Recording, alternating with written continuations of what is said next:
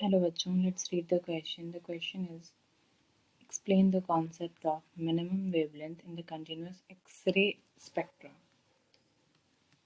Continuous wavelength, minimum wavelength क्या होता है in continuous spectrum? So let's discuss.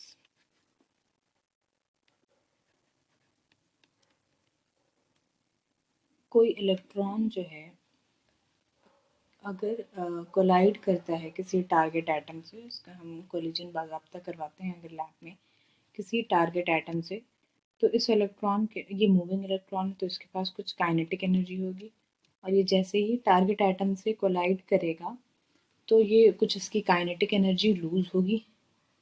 इस इलेक्ट्रॉन की काइनेटिक एनर्जी लूज़ होगी, ठीक है।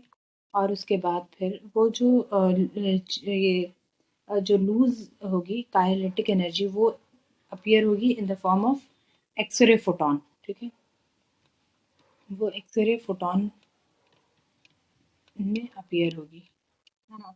और अगर इसके पास इतनी काइनेटिक एनर्जी है इस इलेक्ट्रॉन के पास कि ये एक बार के बाद दूसरी बार फिर से किसी टारगेट एटम को स्कैटर करता है और फिर एक्सरे रिलीज होती है, एक्सरे फोटॉन, और फिर ये इसी तरह से करता रहता है जब तक कि ये इलेक्ट्रॉन की काइनेटिक एनर्जी ज़ीरो ना हो जाए।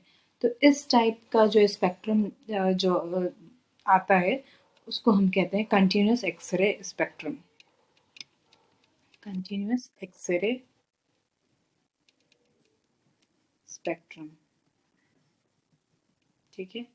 तो अगर कंटिन्यूस एक्सरे स्पेक्ट्रम की बात की जाए तो इट कंसिस्ट, तो इसमें हर, क्योंकि एनर्जी जो है वो वेवलेंथ पे डिपेंड करता है, तो अगर मान लेते हैं कि ये एक बार इसकी एक इलेक्ट्रॉन की kinetic energy, initial kinetic energy के नॉट थी, ठीक है, और फिर वो कोलाइड किया किसी टारगेट एटम से और एक एक्सरे निकला, एक प्रोटॉन निकला एक्सरे का, जिसकी एनर्जी जो है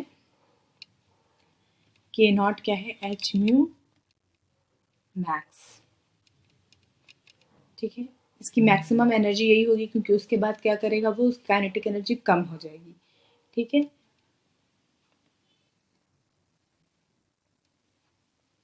और इसको हम अगर वेवलेंथ के टर्म में लिखें तो इसको क्या लिख सकते हैं, एच सी लैम्डा मिनिमम, क्योंकि अगर फ्रीक्वेंसी और वेवलेंथ में इन्वर्स रिलेशन होता है, अगर फ्रीक्वेंसी मैक्सिमम है तो वेवलेंथ मिनिमम होगा, ठीक है। तो लैम्डा मिनिमम क्या हो गया, lambda minimum is equal to H C upon K naught, ये है मिनिमम वेवलेंथ कंटिन्यूस स्पेक्ट्रम में। तो ये अगर एक बार कोलाइड किया तो ये इतना मिनिमम वेवलेंथ ये आया, ठीक है। और फिर वो फर्दर कोलिजन भी हो सकता है, तो हम कंटिन्यूस एक्सरे स्पेक्ट्रम को कह सकते हैं, it consist of all wavelength, it consists of all wavelength larger than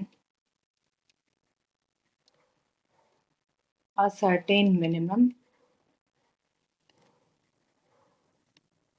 a certain minimum wavelength lambda minimum, और lambda minimum given as this lambda minimum।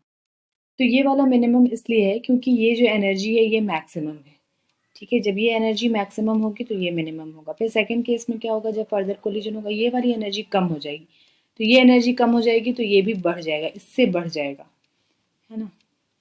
तो ये होता है कंटिन्यूस स्पेक्ट्रम में लैम्डा मिनिमम का concept. I hope you will understand. Thank you.